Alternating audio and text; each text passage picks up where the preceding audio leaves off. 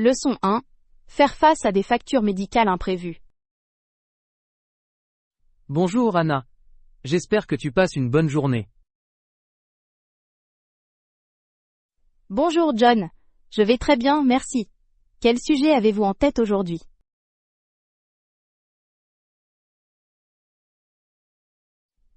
Je voulais discuter de la façon de gérer les factures médicales imprévues. Cela peut être une situation stressante. C'est un sujet pertinent. De nombreuses personnes doivent faire face à des dépenses médicales imprévues à un moment ou à un autre de leur vie. Absolument. Quelle stratégie utilisez-vous lorsque vous recevez une facture médicale surprenante? J'examine d'abord attentivement le projet de loi. Je m'assure que tous les frais sont clairement détaillés et exacts. Il s'agit d'une approche intelligente. Comprendre les frais permet d'évaluer leur validité. Si quelque chose ne semble pas clair, je n'hésite pas à contacter le professionnel de santé pour obtenir des éclaircissements. C'est essentiel. La confirmation des accusations permet d'éviter tout malentendu en cours de route. Je fais également des recherches sur les coûts typiques de services similaires. Ces connaissances peuvent faciliter les négociations. C'est instructif. Connaître la tarification standard permet de meilleures discussions avec les fournisseurs. Avez-vous déjà rencontré une situation où la facture était incorrecte? Oui. Une fois, j'ai reçu une facture pour un service que je n'ai jamais eu. Était frustrant de rectifier. Cela semble frustrant. Comment avez-vous résolu le problème? J'ai contacté le service client, et j'ai fourni des documents à l'appui de mon dossier. Ils l'ont rectifié rapidement. La documentation est essentielle dans de telles situations. La tenue de registre peut fournir les preuves nécessaires. J'encourage également les gens à lire leur police d'assurance. Comprendre la couverture permet d'éviter les surprises. C'est un excellent conseil. De nombreuses personnes ne savent pas ce que couvre leur assurance. Que recommanderiez-vous à une personne qui doit faire face à une facture médicale importante qu'elle n'a pas les moyens de payer? Je suggère de contacter le fournisseur de soins de santé pour obtenir un plan de paiement. Beaucoup proposent des options flexibles. Les plans de paiement peuvent atténuer le stress financier. Il permet des paiements mensuels gérables. De plus, l'exploration de programmes d'aide financière peut être bénéfique. Certains hôpitaux offrent un soutien aux patients à faible revenu. Il s'agit d'une option intéressante. Beaucoup de gens ne se rendent pas compte qu'une telle assistance est disponible. Avez-vous déjà demandé de l'aide pour régler une facture médicale? Je n'en ai pas eu besoin, mais je connais des personnes qui ont bénéficié de programmes de soutien. C'est encourageant.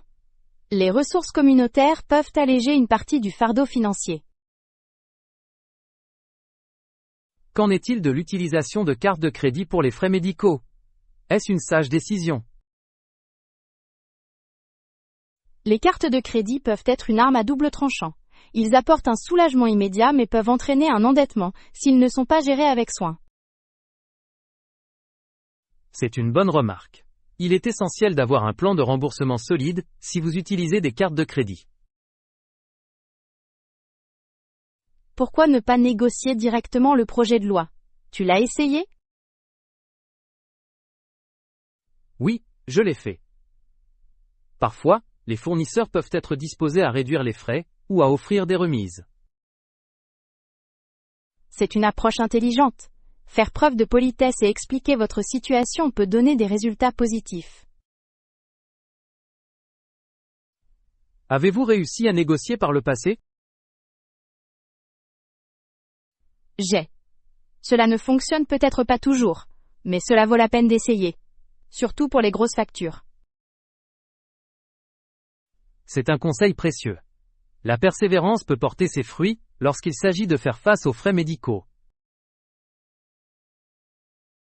Pensez-vous que davantage de personnes devraient acquérir des connaissances sur la facturation des soins médicaux? Absolument.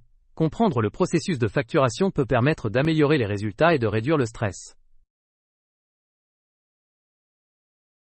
Je suis d'accord. Éducation est la base d'une gestion plus efficace des dépenses imprévues. Merci d'avoir partagé tes idées, Anna. Vos expériences et vos conseils sont précieux. Merci John. J'ai bien aimé discuter avec vous de la façon de gérer les factures médicales imprévues. Continuons à explorer des sujets plus pratiques, qui profiteront à notre public à l'avenir. Leçon 2. Combattre efficacement la procrastination. Bonjour, Anna. J'espère que vous passez une journée productive. Bonjour John. Je vais bien, merci. De quel sujet intrigant souhaitez-vous aborder aujourd'hui? J'aimerais parler de la procrastination. Quelles stratégies peuvent vous aider à éviter la procrastination? C'est un excellent sujet. Je trouve que établissement d'objectifs clairs et précis, est l'une des stratégies les plus efficaces. C'est logique. Des objectifs clairs peuvent fournir une cible à atteindre. Comment vous assurez-vous que vos objectifs sont réalistes?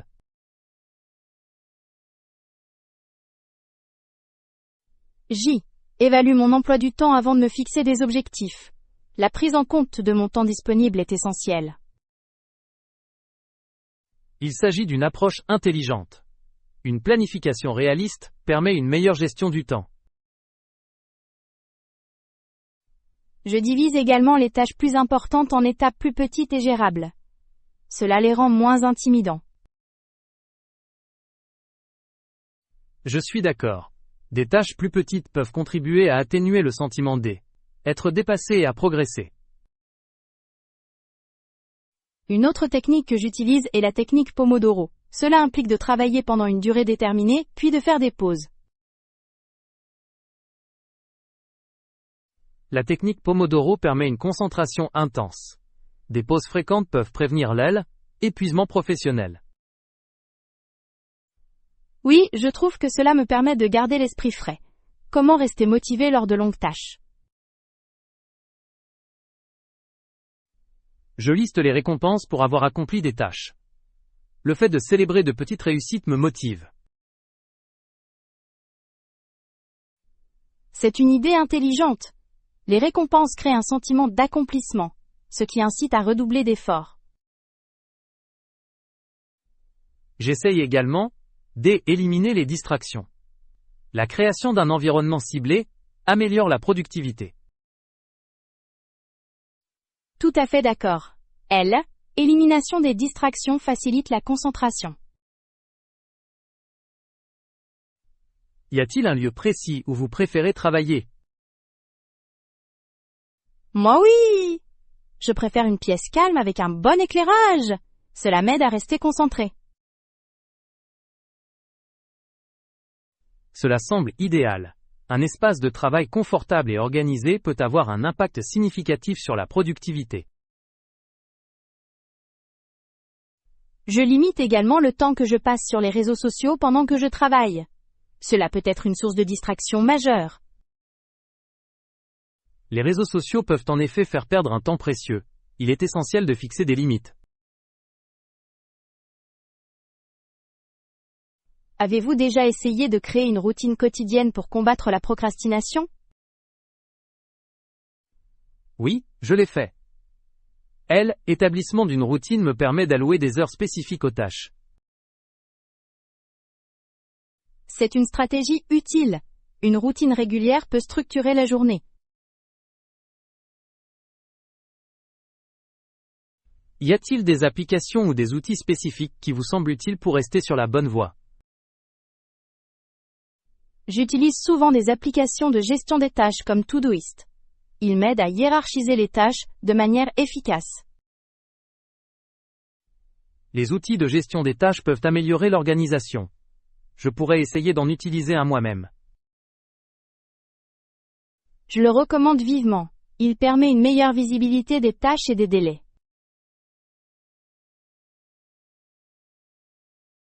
Comment gérez-vous les tâches que vous trouvez particulièrement fastidieuses ou inintéressantes?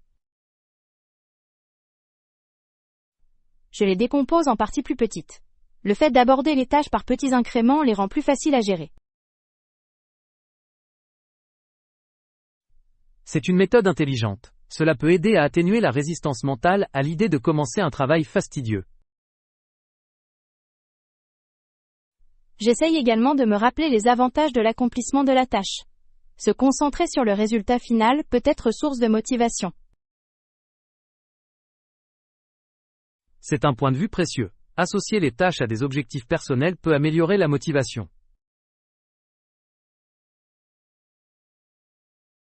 Avez-vous déjà constaté une amélioration significative de votre productivité après avoir modifié votre approche?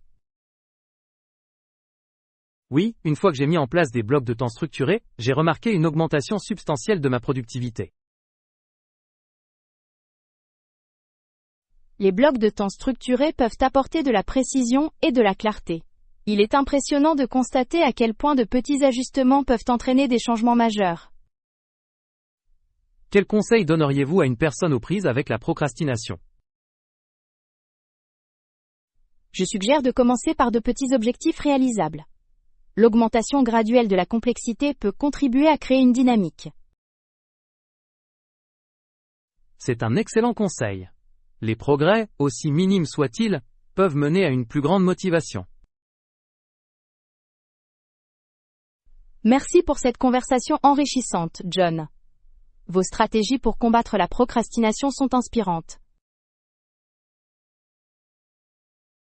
Merci Anna. J'ai apprécié de discuter avec vous de stratégies de productivité efficaces. Leçon 3. Gérer les notifications pour mieux se concentrer. Bonjour Anna. J'espère que tu apprécies ta journée. Bonjour John. Je vais bien, merci. Quel sujet avez-vous en tête aujourd'hui?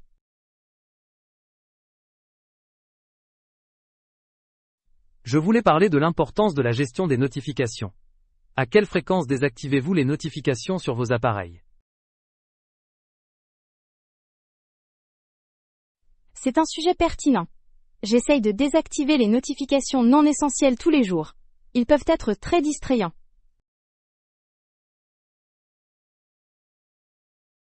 Je suis tout à fait d'accord. Les notifications constantes peuvent perturber la concentration et la productivité. Quelles sont, selon vous, les notifications essentielles? Je ne conserve les notifications que pour les applications importantes, telles que la messagerie et les rappels de calendrier. Tout le reste peut attendre. C'est un choix judicieux.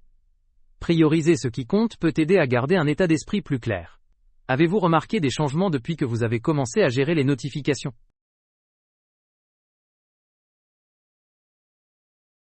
Oui, je me sens moins bouleversée.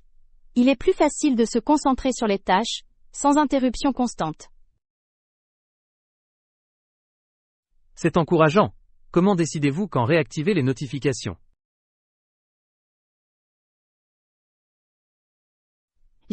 Évalue l'urgence de la situation. Si j'attends quelque chose d'important, je peux réactiver temporairement les notifications. Il s'agit d'une stratégie pratique. Cela vous permet de rester informé sans être distrait. Vous sentez-vous coupable d'avoir manqué des notifications?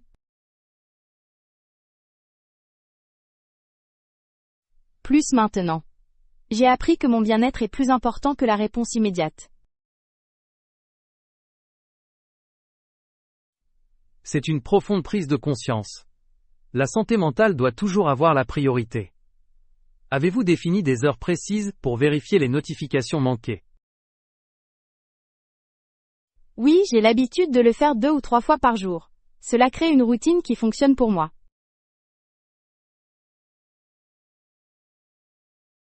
Ça a l'air efficace. Fixer des limites peut aider à mieux se concentrer sur les tâches. Exactement. J'encourage également les autres à réfléchir à leurs habitudes en matière de notification. La prise de conscience est la première étape. Quel conseil donneriez-vous à une personne aux prises, avec des réactions impulsives aux notifications? Je vous conseille de commencer petit. Essayez de désactiver les notifications pour une application à la fois. C'est un excellent conseil. Réduire graduellement les distractions peut entraîner des changements plus importants.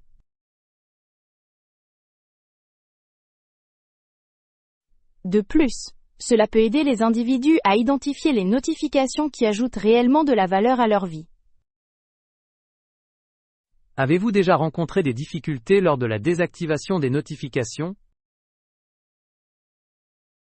Oui, au début, c'y était difficile. J'avais peur de rater quelque chose d'important. De nombreuses personnes partagent cette inquiétude. Comment l'avez-vous surmontée? Je me suis rappelé que la plupart des notifications peuvent attendre. Je me concentre d'abord sur mes tâches immédiates. C'est un excellent état d'esprit. Apprendre à établir des priorités peut réduire l'anxiété. Je pense qu'il faut de la pratique pour se familiariser avec cette approche.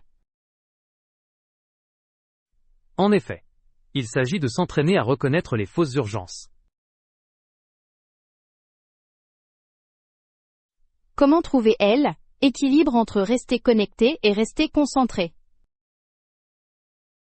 Je planifie du temps pour interagir avec les réseaux sociaux. Cela me permet de rester branché sans être distrait. C'est une méthode intelligente. La planification du temps peut aider à gérer efficacement la consommation numérique.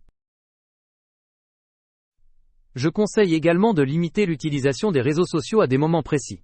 Cela permet d'éviter des heures de défilement intempestif. Je suis tout à fait d'accord. La gestion du temps est essentielle à l'ère numérique. Avez-vous essayé des applications permettant de gérer les notifications? Oui, j'ai utilisé Forest. Il vous encourage à vous concentrer en faisant pousser des arbres virtuels, tout en évitant les distractions.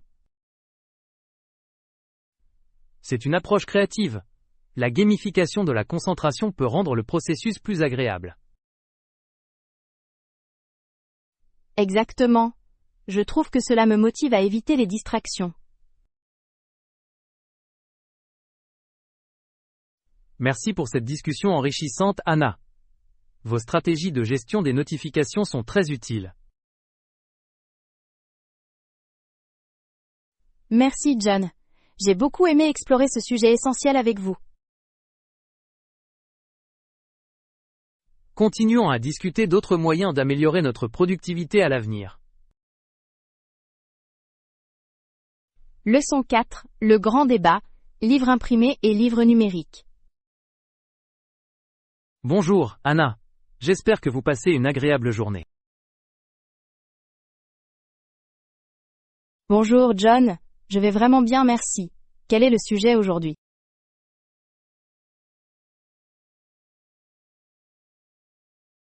Je voulais discuter de la préférence entre les livres imprimés et numériques. Quel format préférez-vous? Je préfère nettement les livres imprimés. Il y a quelque chose de spécial à tenir un livre physique dans mes mains. Je peux le comprendre. L'expérience sensorielle d'un livre imprimé est vraiment unique. Qu'est-ce qui vous plaît le plus à ce sujet?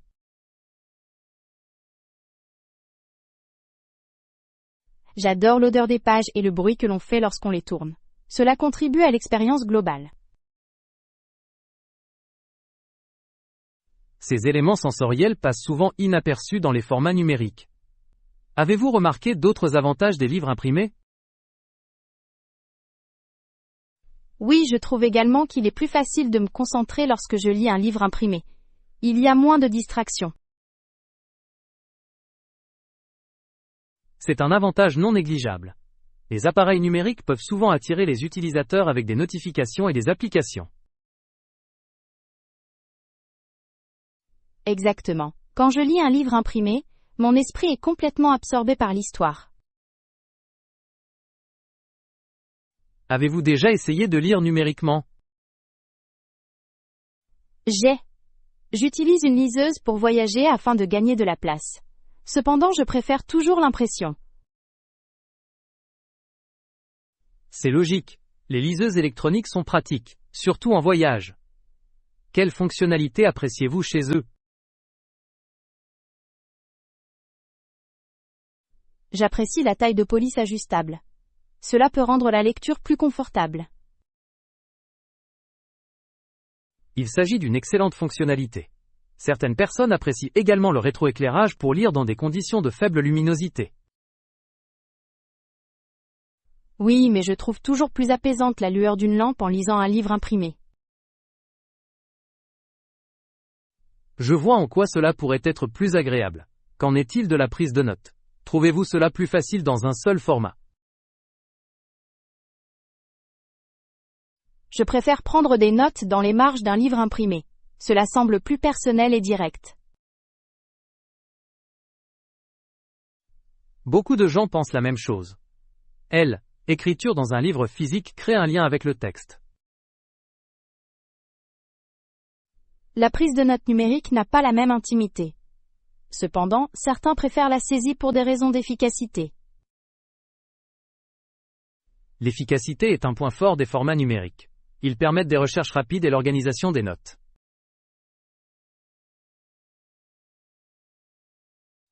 C'est vrai. Ils offrent un accès facile aux définitions et à des ressources supplémentaires. Cela peut améliorer la compréhension. Pensez-vous que l'essor des livres numériques pourrait affecter l'avenir de éditions imprimées? C'est possible, mais je crois qu'il y aura toujours des lecteurs qui adoreront l'imprimé. C'est une perspective pleine d'espoir. Les livres imprimés ont une certaine nostalgie qui est chère à de nombreuses personnes. En effet, je pense que les bibliothèques et les librairies indépendantes continueront de prospérer en tant que pôles communautaires. Je l'espère. L'expérience tactile de la navigation dans les rayons ne peut pas être reproduite numériquement.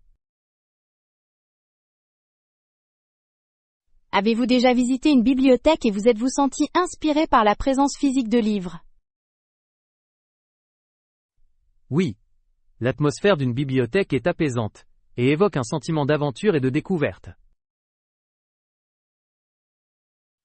Je ressens la même chose. Il y a de la magie à explorer différents mondes à travers les livres. Quel conseil donneriez-vous à quelqu'un qui essaye de choisir entre l'imprimé et le numérique?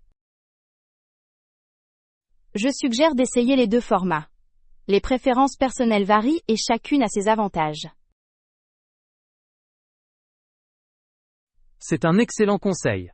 L'expérimentation peut aider une personne à mieux comprendre ses habitudes de lecture. En fin de compte, ce qui compte le plus, c'est le contenu. L'histoire doit trouver un écho, quel que soit le format. C'est très vrai. Merci d'avoir partagé tes idées, Anna. Votre passion pour la lecture transparaît.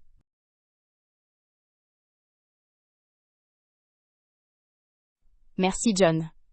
J'ai bien aimé discuter avec vous des mérites des livres imprimés et numériques. Continuons à explorer d'autres sujets littéraires lors de nos futures conversations. Leçon 5. Gérer les achats importants. Bonjour, Anna.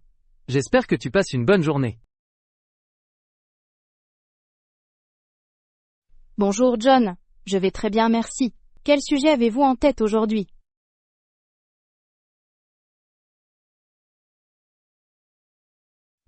Je voulais discuter du processus d'achat d'articles coûteux. Quelles mesures prenez-vous lorsque vous effectuez de tels achats? C'est un sujet important. J'aborde les sujets les plus importants avec une planification et des recherches minutieuses. Il s'agit d'une approche judicieuse. Quelle est la première étape de votre processus? Je commence généralement par identifier mes besoins et mes priorités. Il est essentiel de comprendre ce dont j'ai vraiment besoin. Il s'agit d'une première étape cruciale. Comment collectez-vous des informations sur l'article que vous souhaitez? Je mène des recherches approfondies en ligne. Je lis les critiques et compare les spécifications. Il est important de comparer les différentes options. Préférez-vous des sources spécifiques pour les critiques? Je m'appuie souvent sur des sites web fiables et des rapports de consommateurs. Ils fournissent des évaluations impartiales. C'est logique. Comprendre les avantages et les inconvénients peut aider à prendre une décision éclairée. Une fois que j'ai rassemblé suffisamment d'informations, je crée une liste restreinte d'options potentielles. Il s'agit d'une stratégie pratique. Le fait de restreindre les choix peut faciliter le processus de prise de décision. Ensuite, je vérifie les meilleurs prix. Je recherche des remises, des offres ou des soldes saisonnières. Le fait de magasiner pour connaître les prix peut permettre de réaliser des économies importantes. Avez-vous déjà utilisé des outils de comparaison de prix? Oui, j'utilise souvent des sites de comparaison en ligne pour m'assurer d'obtenir la meilleure offre. C'est une décision intelligente. La technologie peut contribuer de manière significative au processus d'achat. Si possible, je préfère voir l'article en personne avant de prendre une décision finale. C'est sage. L'expérience directe du produit permet d'évaluer sa qualité. C'est vrai. Je prends également note de la politique de retour de la boutique. Il est crucial de savoir que je peux retourner un article s'il ne correspond pas à mes attentes. Il s'agit d'une considération importante. Une bonne politique de retour renforce la sécurité de l'achat. Avez-vous déjà rencontré des difficultés lors de l'achat d'un article onéreux? J'ai rencontré des cas où le produit ne répondait pas à mes attentes après l'achat. Cela peut être frustrant.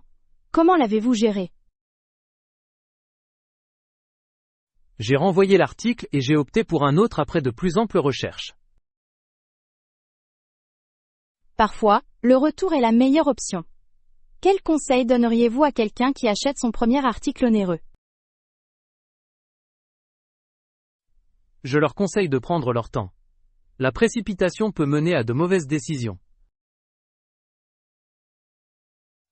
C'est un excellent conseil. La patience est essentielle pour faire de gros achats. De plus, je recommande de fixer un budget à l'avance. Cela permet d'éviter les dépenses excessives. Oui, le fait d'avoir un budget permet de contrôler les dépenses. Il fournit un cadre clair pour la prise de décision. Qu'en est-il des options de financement? Les prenez-vous en compte lors de votre achat?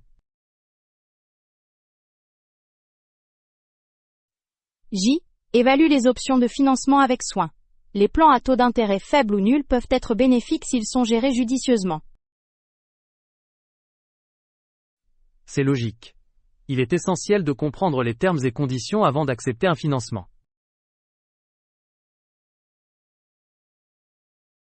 Exactement. La transparence des détails permet d'éviter tout problème imprévu par la suite. Pensez-vous que les influences sociétales influent sur nos décisions lorsque nous achetons des articles coûteux? Oui, la société pousse souvent les individus à choisir certaines marques ou certains modèles. C'est vrai. Il est essentiel de se souvenir d'abord des besoins personnels. Vous êtes-vous déjà senti influencé par les tendances populaires lors d'un achat? Oui, mais j'essaye de garder les pieds sur terre. le fait de me concentrer sur mes besoins spécifiques m'aide à résister à des tentations inutiles. Il s'agit d'une approche louable. Il est essentiel de rester fidèle à soi-même. Merci d'avoir partagé tes réflexions, Anna. Vos informations sur l'achat d'articles coûteux sont inestimables. Merci, John. J'ai bien aimé discuter de ce sujet avec vous. Continuons à explorer des stratégies pratiques pour prendre des décisions éclairées à l'avenir. Leçon 6. Décidez quand faire appel à un professionnel pour les réparations. Bonjour, Anna. J'espère que tu passes une bonne journée. Bonjour John. Je vais vraiment bien, merci. Quel est le sujet aujourd'hui?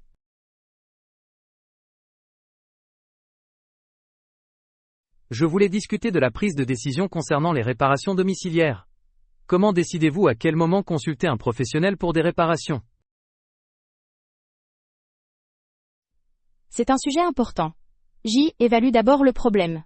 Il est essentiel de comprendre le problème. Je suis d'accord, évaluation de la situation permet de déterminer si elle nécessite une aide professionnelle. Que recherchez-vous dans un problème?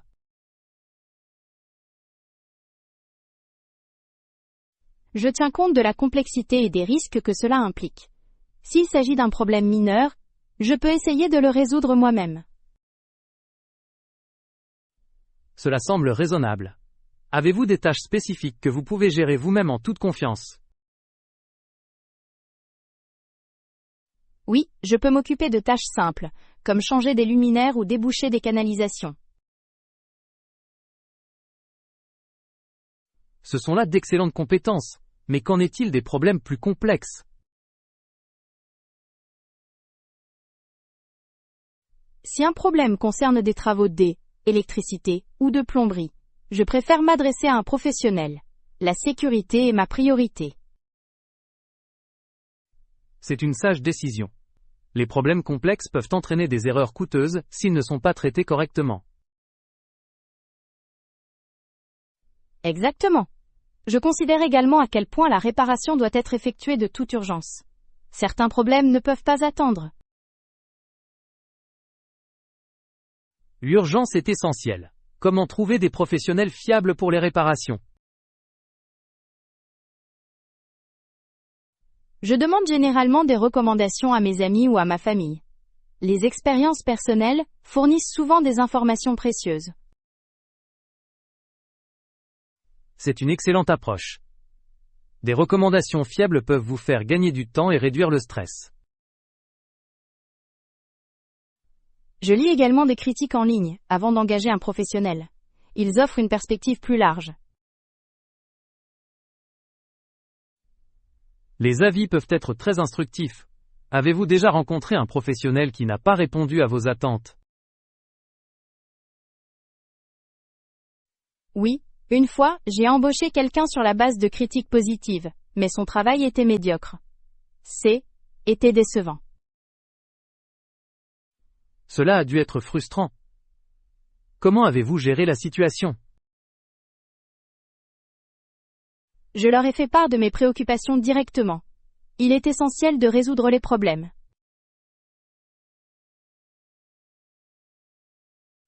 Une communication ouverte est essentielle. Quel conseil donneriez-vous à une personne qui ne sait pas quand faire appel à un professionnel? Je suggère évaluer honnêtement leurs compétences. S'ils se sentent mal à l'aise ou incertains, il est préférable de demander de l'aide. C'est un excellent conseil. Connaître ses limites peut mener à des réparations plus sûres et plus efficaces. De plus, je pense qu'il est sage de tenir compte des coûts. Parfois, l'embauche d'un professionnel peut permettre d'économiser de l'argent à long terme. Absolument. Une réparation à la hâte peut entraîner des dommages supplémentaires et une augmentation des dépenses. Exactement. Quels autres facteurs prenez-vous en compte avant de prendre une décision? J. Évalue le temps nécessaire. Si une réparation demande trop de temps ou d'efforts, j'ai tendance à faire appel à un professionnel. Il s'agit d'une approche pratique. Le temps est souvent aussi précieux que l'argent. Croyez-vous qu'un entretien régulier peut éviter d'avoir à effectuer des réparations? Oui, absolument. Un entretien de routine peut minimiser les problèmes potentiels et prolonger la durée de vie des appareils. Les mesures préventives peuvent être très rentables. J'essaye de planifier régulièrement des contrôles de maintenance. C'est sage. Rester proactif aide à long terme. Avez-vous élaboré un calendrier d'entretien pour votre maison? Oui, je tiens un calendrier avec des rappels pour des tâches telles que le remplacement des filtres à air et la vérification des détecteurs de fumée. Cela semble être un outil utile. Rester organisé permet d'éviter les oublis.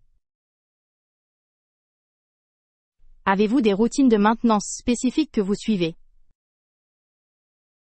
Je vérifie régulièrement le toit et les gouttières, surtout avant la saison des pluies. C'est important. Un entretien adéquat permet d'éviter des dommages importants par la suite. Merci pour cette discussion enrichissante, Anna. Vos stratégies de gestion des réparations sont révélatrices. Merci, John. J'ai aimé partager des stratégies et des conseils pour décider quand demander de l'aide professionnelle. Continuons à explorer des sujets plus pratiques lors de nos prochaines conversations. Leçon 7. La motivation qui sous-tend le soutien à des causes caritatives. Bonjour, Anna. J'espère que tu passes une bonne journée. Bonjour John.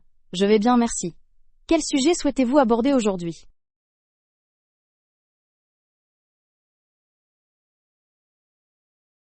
J'aimerais parler de causes caritatives. Qu'est-ce qui vous pousse à soutenir une cause en particulier?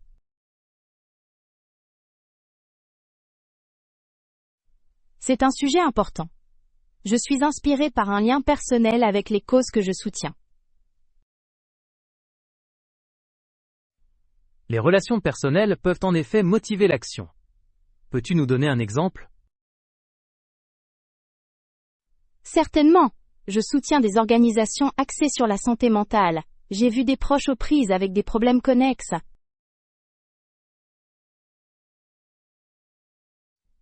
C'est très touchant. Faire face à des défis de première main peut approfondir l'empathie et la compréhension. Exactement. Je pense qu'il est essentiel de plaider en faveur de la sensibilisation et du soutien en matière de santé mentale. Le plaidoyer est vital. Comment choisissez-vous les organisations à soutenir? Je fais des recherches sur leur mission et leur impact. Je veux m'assurer que mes contributions font la différence. Il s'agit d'une approche prudente.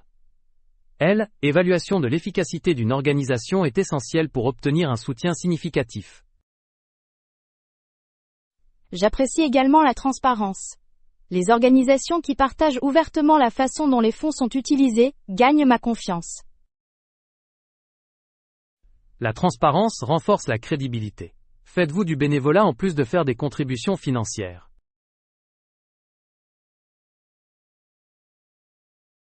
Oui, je le sais. Le bénévolat me permet de constater l'impact de mon soutien de première main. Ça a l'air gratifiant. À quel type de bénévolat participez-vous? Je participe à des campagnes de sensibilisation à la santé mentale. J'anime également des ateliers pour les personnes qui recherchent de l'aide. C'est louable. Habiliter les autres grâce à la connaissance peut changer des vies. Je trouve gratifiant de fournir un espace sûr permettant aux individus de s'exprimer. Avez-vous remarqué des changements dans votre communauté à la suite de ces travaux? Oui, j'ai constaté une prise de conscience et une ouverture accrue en ce qui concerne les problèmes de santé mentale. C'est encourageant. Il s'agit d'une réalisation importante. Qu'est-ce qui vous motive à déployer des efforts aussi dévoués? Le fait de savoir que je peux contribuer à briser la stigmatisation qui entoure la santé mentale m'inspire. Il est essentiel de réduire la stigmatisation pour créer des environnements favorables. Avez-vous rencontré des difficultés dans votre plaidoyer?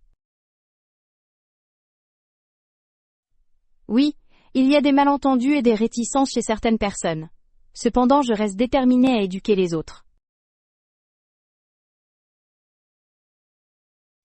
Ce dévouement est admirable.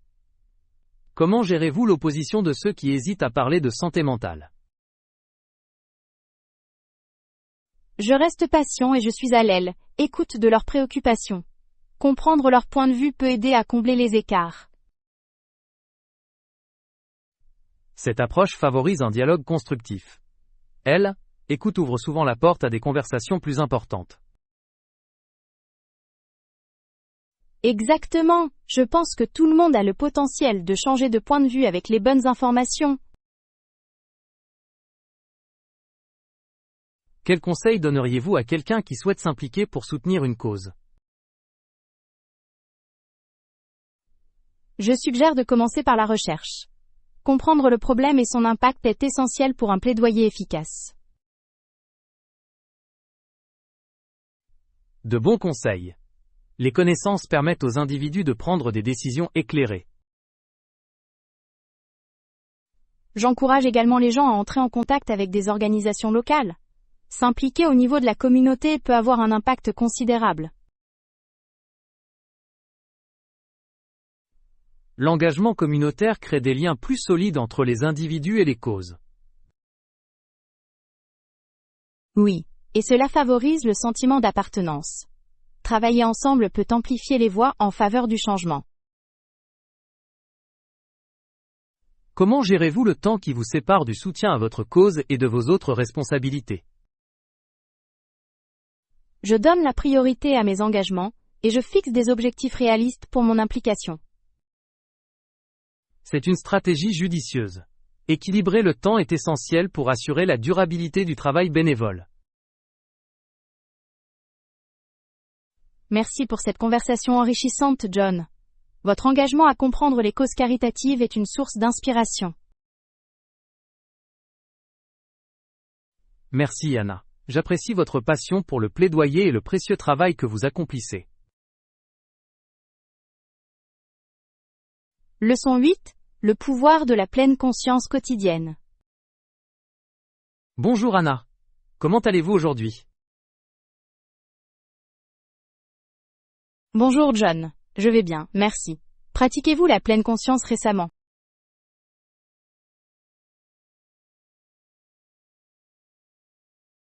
Oui, je l'ai fait. Je trouve que c'est très bénéfique pour ma clarté mentale. Pratiquez-vous des exercices de pleine conscience?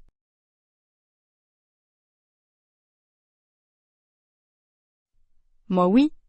Je pratique la méditation tous les jours. Cela m'aide à calmer mon esprit et à améliorer ma concentration. Ça a l'air intéressant. Combien de temps médites-tu par jour?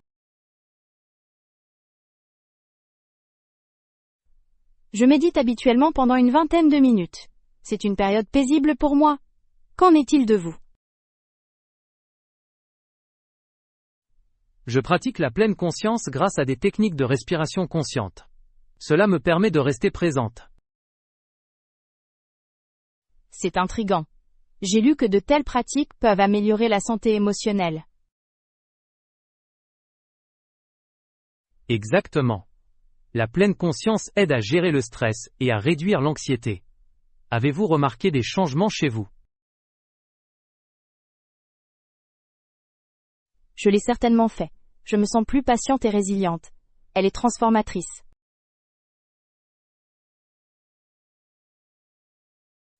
Je suis d'accord.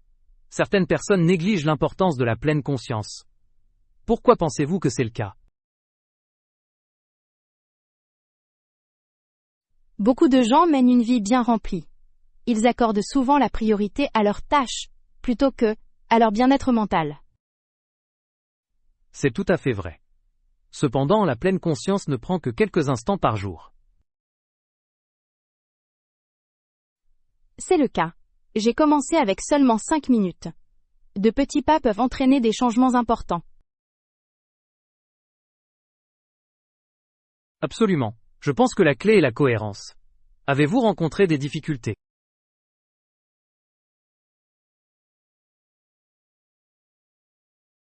Au début, j'ai eu du mal à garder mes pensées sous contrôle. Au fil du temps, c'est devenu plus facile. C'est une expérience courante. La pleine conscience est une compétence qui se développe progressivement. Oui, cela demande de la patience. Je repense souvent à ma journée pendant les entraînements. C'est une approche merveilleuse. La réflexion peut apporter des informations précieuses. En effet, j'ai découvert mes déclencheurs de stress grâce à la pleine conscience. Reconnaître les déclencheurs est essentiel à la croissance personnelle. Comment y faire face maintenant? Je fais une pause et je respire profondément. Cela me permet de répondre au lieu de réagir.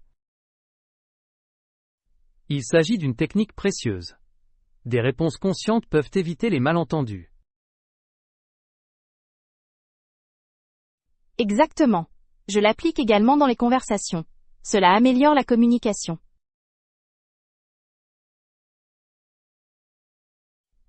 J'apprécie ce point de vue. La pleine conscience peut révolutionner les relations interpersonnelles. C'est vraiment possible. De nombreuses personnes signalent une amélioration des relations grâce à la pleine conscience. Peut-être que davantage de personnes devraient explorer la pleine conscience. Cela pourrait changer leur vie.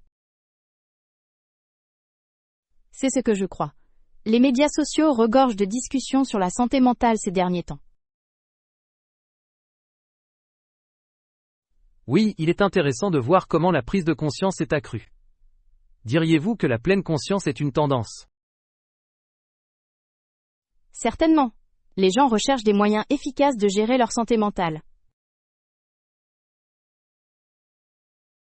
L'essor des applications et des ressources en ligne joue également un rôle. C'est exact. La technologie a rendu la pleine conscience plus accessible à tous. Quelle application de pleine conscience recommandez-vous? J'utilise souvent Headspace. Il propose des méditations guidées faciles à utiliser. J'ai entendu de bonnes choses à propos de cette application. Je vais peut-être l'essayer. Tu devrais. Il peut fournir une approche structurée de la pleine conscience. Peut-être pouvons-nous motiver nos amis à se joindre à nous dans cette pratique. C'est une excellente idée. La pleine conscience de groupe peut favoriser la communauté. Exactement. Un environnement favorable améliore la pratique. De plus, le partage d'expériences peut apporter de nouvelles perspectives. J'ai hâte de discuter de nos progrès ensemble. Moi aussi. Ensemble, nous pouvons nous encourager les uns les autres. Prévoyons de nous rencontrer chaque semaine, pour faire le point sur nos voyages de pleine conscience. Ça a l'air parfait, John. Je suis très enthousiaste à ce sujet. Je crois que cet engagement conduira à un grand développement personnel. Je suis tout à fait d'accord. Merci pour la discussion d'aujourd'hui. Merci, Anna. J'ai apprécié notre conversation. La pleine conscience est un voyage qui mérite être partagé. Leçon 9. Investir dans les expériences plutôt que dans les biens physiques. Bonjour Anna, j'espère que tu passes une merveilleuse journée. Bonjour John. Je vais vraiment bien. De quoi aimerais-tu discuter aujourd'hui? Je voulais explorer le sujet de l'investissement. Investissez-vous davantage dans des expériences ou des biens physiques?